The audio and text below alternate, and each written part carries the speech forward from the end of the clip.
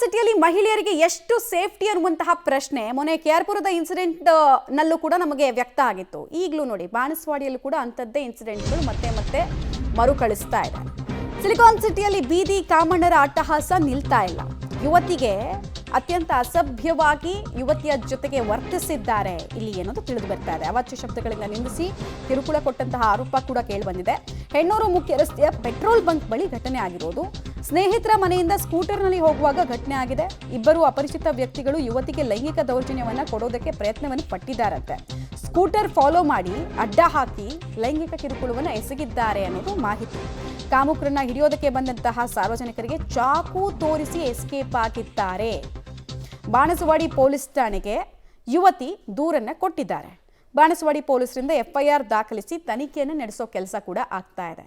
ನೋಡಿ, ಮೊನ್ನೆ ಅಷ್ಟೇ ಒಂದು ರೇಪ್ ಹಾರರ್ ಬಗ್ಗೆ ನಾವೆಲ್ಲ ನೋಡಿದ್ವಿ. ಅದೆಲ್ಲ ಮಾಸೋಕ್ ಮುಂಚೆನೇ ಮತ್ತೆ ಸಾರ್ವಜನಿಕರು ಓಡಾಡೋ ಪ್ರದೇಶದಲ್ಲೇ ಹೆಣ್ಮಕ್ಳು ಸೇಫ್ ಆಗಿ ಓಡಾಡೋಕ್ಕೆ ಆಗ್ತಿಲ್ಲ ಅಂದರೆ ಕಾನೂನು ಸುವ್ಯವಸ್ಥೆ ಎಷ್ಟು ಅದ್ಭುತವಾಗಿದೆ ನಮ್ಮ ರಾಜಧಾನಿಯಲ್ಲಿ ಅನ್ನೋದು ಪ್ರಶ್ನೆ. ಡೀಟೇಲ್ಸ್ ಕೊಡ್ತಾರೆ ಉಮೇಶ್. ಎಷ್ಟೊತ್ತಿಗಾಗಿದ್ದು, ಆಮೇಲೆ ಈಗ ದೂರ ದಾಖಲಾದ ಬಳಿಕ ಅವರನ್ನ ಹಿಡಿಯೋ ಕೆಲಸ ಅಥವಾ ಅವ್ರ ಬಗ್ಗೆ ಕ್ಲೂ ಸಿಗೋ ಕೆಲಸ ಏನಾದರೂ ಆಗಿದೆಯಾ? ವಿಕ್ಟಿಮ್ ಏನೇನು ವಿಚಾರಗಳನ್ನು ಹಂಚ್ಕೊಂಡಿದ್ದಾರೆ? ಯಾವ ಕಾರಣಕ್ಕೆ ಇಷ್ಟೊಂದು ಅಸಭ್ಯವಾಗಿ ಅವ್ರು ನಡ್ಕೊಂಡ್ರಂತೆ?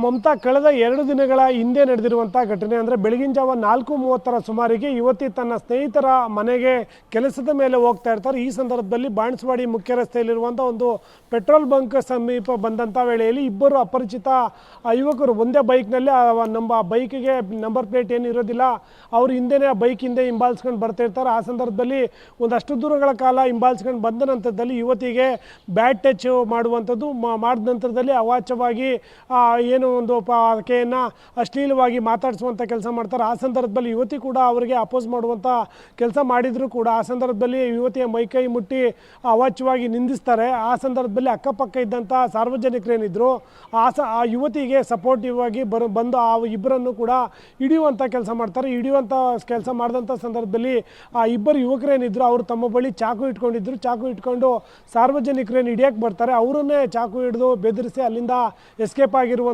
ಆ ಬೈಕ್ ಏನಿತ್ತು, ಆ ಬೈಕಿಗೆ ನಂಬರ್ ಪ್ಲೇಟ್ ಏನೂ ಇರಲಿಲ್ಲ. ಹಾಗಾಗಿ ಬೈಕ್ ನಂಬರ್ ಪ್ಲೇಟ್ ಇಲ್ಲದಾದ ಮೇಲೆ ಈಗ ಬಾಣಸ್ವಾಡಿ ಪೊಲೀಸ್ ಠಾಣೆಗೆ ಯುವತಿ ದೂರು ಕೊಟ್ಟಿದ್ದಾರೆ. ಏನೆಲ್ಲ ಆಯಿತು ಅನ್ನೋದ್ರ ಬಗ್ಗೆ ಬಾಣಸ್ವಾಡಿ ಪೊಲೀಸರು ಕೂಡ ಪೆಟ್ರೋಲ್ ಬಂಕಲ್ಲಿದ್ದಂಥ CCTVಯನ್ನು ವಶಕ್ಕೆ ಪಡೆದು ಈಗ ಆ ಆರೋಪಿಗಳು ಯಾರು ಅನ್ನೋ ನಿಟ್ಟಿನಲ್ಲಿ ಕಾರ್ಯಾಚರಣೆ ನಡೆಸ್ತಾ ಇರುವಂಥದ್ದು. ಇಲ್ಲಿವರೆಗೂ ಕೂಡ ಇಬ್ಬರು ಆರೋಪಿಗಳು ಯಾರು ಅನ್ನೋದ್ರ ಬಗ್ಗೆ ಪೊಲೀಸರಿಗೆ ಇನ್ನೂ ಯಾವುದೇ ರೀತಿಯ ಮಾಹಿತಿ ಸಿಕ್ಕಿಲ್ಲ. ಹಾಗಾಗಿ ಆ ಯುವತಿ ಏನು ಬೆಳಗಿನ ಜಾವ 4:30 ವೇಳೆಗೆ ಹೋಗ್ತಾ ಇದ್ರು, ಆ ಯುವತಿಯ ಹೇಳಿಕೆಯನ್ನು ಕೂಡ ದಾಖಲು ಮಾಡಿಕೊಂಡು ಇಬ್ಬರು ಆರೋಪಿಗಳ ಬಲೆಗೆ ಈಗ ಪೊಲೀಸರು ಮುಂದಾಗಿರುವಂಥದ್ದು. ಮಮತಾ.